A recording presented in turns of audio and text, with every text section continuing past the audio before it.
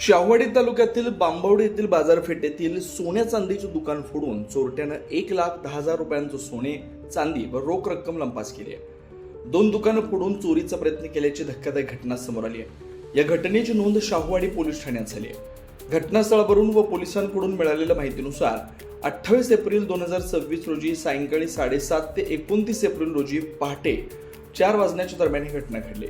चोरट्यांनी दुकानाचे शटर उचकटून आत प्रवेश केला आणि मौल्यवान दागिने लंपास केले। या चोरीत अंदाजे 1,10,000 रुपयांचा मुद्देमाल चोरीला गेलाय। या चांदीचे दागिने, सोन्याचे दागिने तसेच इतर मौल्यवान वस्तूंचा समावेश असल्याची माहिती समोर येते। राधाकृष्ण ज्वेलर्स या दुकानातही चोरीचा प्रयत्न करण्यात आलाय। या प्रकरणी फिर्यादी आनंद यादव यांनी शाहूवाडी पोलीस ठाण्यात तक्रार दाखल केली आहे। अज्ञात आरोपी विरुद्ध गुन्हा नोंदवण्यात आलाय।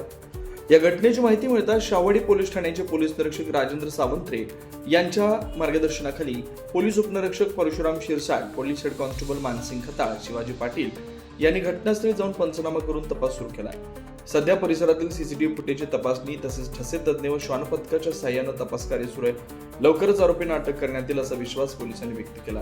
या घटनेमुळे स्थानिक व्यापाऱ्यांमध्ये भीतीचं वातावरण निर्माण झालंय। शाहूवाडी तालुक्यात यापूर्वी चोरट्यांनी शेतकऱ्यांच्या नदीवरील विद्युत मोटारी, केबल तसेच महावितरण कंपनीचे ट्रान्सफॉर्मर चोरीचे प्रकार घडले होते।